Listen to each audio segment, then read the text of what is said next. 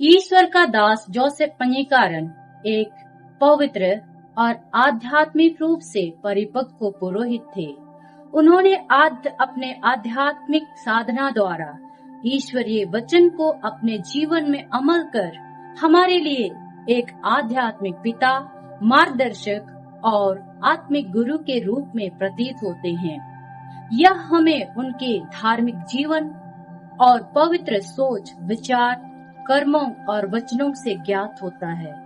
उनकी आध्यात्मिकता की प्रमुख विशेषताएं यह थी जिससे हमें प्रेरणा मिलती है। वे अपने बुलाहट के जीवन में परिपक्व थे और वे कहते हैं, मेरे बुलाहट के जीवन का स्तंभ स्वयं प्रभु यीशु ख्रिस्त हैं, क्योंकि उसने मुझे प्यार किया और मुझ पर विश्वास कर मेरे और दूसरों के उद्धार के लिए अपनी कृपा प्रदान की। हालांकि मैं इसके योग्य नहीं था, वे सदैव अपने आध्यात्मिक जीवन एवं आत्मिक बदलाव के लिए प्रयास करते थे ताकि वे दूसरों को प्रेरित कर सके। वे सुसमाचार प्रचार के उत्साही थे।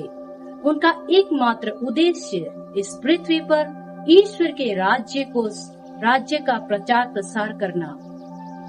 अतएव इसके लिए वे सुसमाचार प्रचार के साथ साथ अन्य सामाजिक सेवा कार्यों जैसे लोगों के उत्थान हेतु कुटीर उद्योग, रोगियों की सेवा करने में जुट गए।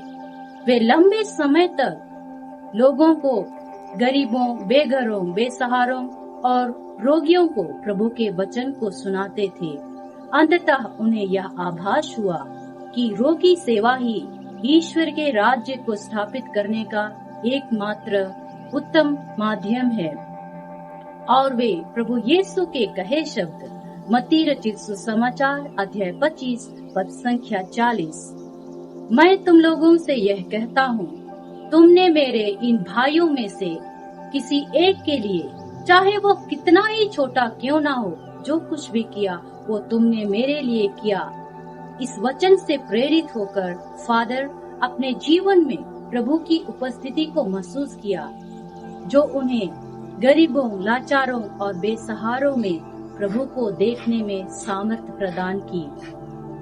वे बचपन से ही क्रूसित यीशु के समक्ष लंबे समय तक प्रार्थना करते और प्रभु के करुणामय प्रेम को महसूस करते, जो पवित्र क्रूस से बहता है। प्रभु यीशु के क्रूस पर से कहे शब्द, मैं प्यासा हूँ, उनके अंतरतम में आत्माओं को बचाने की प्यास को जगाया और उन्हें लगा कि शरीर के द्वारा ही आत्मा को बचाया जा सकता है। अतः उनके आध्यात्मिक चिंतन के फलस्वरूप उन्होंने रोगी सेवा व चंगाई के कार्य को अपना मिशन चुना। फलतः medical sisters of Saint Joseph धर्म समाज की स्थापना हुई। उनका जीवन का एकमात्र सिद्धांत था प्रभु की इच्छा पूरी करना। वे ईश्वर के इच्छा के प्रति पूर्ण समर्पण, अधिकारियों के प्रति आदर और आज्ञाकारिता, उनकी विनम्रता फादर के चमकते गुण थे।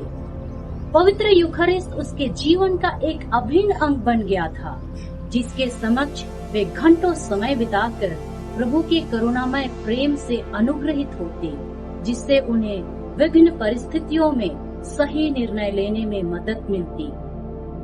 उनका पवित्र हृदय के प्रति इतना गहरा भक्ति उन्हें प्रभु यीशु के असीम प्रेम में बंधे रखा, जो कि प्रभु यीशु चरनी से क्रूस तक अपने को हमारे लिए दे दिए, ताकि हम उनमें समृद्ध हों। और इससे हमारे संस्थापक पिता यही कहना चाहते हैं कि आत्म त्याग के बिना हम पवित्र हृदय के भक्त नहीं बन सकते। वे संत जोसेफ, माता मरियम और रखवाल दूत के प्रति गहरा भक्ति रखते थे, क्योंकि उन्हें संत जोसेफ की मध्यस्थता पर पूर्ण विश्वास था और यह उनके मृत्यु के समय स्पष्ट रूप से दिखता है। उनके कहे अंतिम शब्द, यह प्रभु की इच्छा है, संत जोसेफ तुम्हारी देखभाल करेंगे। यह कहते हुए वे अपने एमएसजे की पुत्रियों को संत जोसेफ के संरक्षण में सौंप दिया और उन्होंने हमें यह प्रार्थना करना सिखाया, हे संत जोसेफ, हमें पवित्र एवं निष्कलंक जीवन जीने में हमारी मदद कर। वे सदैव अपने आध्यात्मिक मार्गदर्शन के लिए अपने आध्यात्मिक मार्गदर्शक और आत्मीय गुरु पुरोहित के सामने खुले हृदय से प्रकट होते, ताकि वो पवित्रता की ओर और आगे बढ़ें। उनका प्रभु ईश्वर के कृपा पर इतना गहरा विश्वास था कि वे विघ्न परिस्थितियों में भी कहा करते, बच्चे, ईश्वर प्रबंध करेगा, उनके हाथ बहुत छोटे नहीं हैं। वे नैतिक और आत्मत्यागी थे।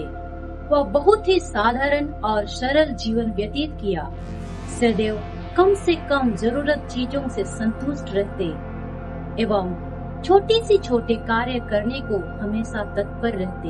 उनका शांत, तपस्या और त्यागमय जीवन उन्हें पवित्रता की ओर बढ़ने में मदद की। वे सचमुच मरियम और मर्था के जीवन को अपने जीवन में चरितार्थ किया और इसकी झलक उनके सेवा कार्यों में दिखती है। वे सचमुच मरियम और मर्था के जीवन को अपने जीवन में चरितार्थ किया और इसकी झलक उनके सेवा कार्यों में झलकती है, क्योंकि वे जिस किसी की भी सेवा की, उन्हें प्रभु यीशु के पवित्र चेहरे को देखा और जो कुछ भी किया ईश्वर की महिमा के लिए किया। हाँ प्रियो, आइए आज हम प्रभु यीशु से कृपा मांगे कि हम भी जोसेफ पंजीकारण की आध्यात्मिक जीवन से प्रेरणा पाकर ईश्वरीय गुणों में बढ़ें और अपने संपूर्ण जीवन, अपने सोच, विचार, वचनों और कर्मों से प्रभु की महिमा करते हुए ईश्वर की पवित्र इच्छा को पूरी करने हेतु सदैव तत्पर रहें। ईश्वर इसमें हमारी मदद करे।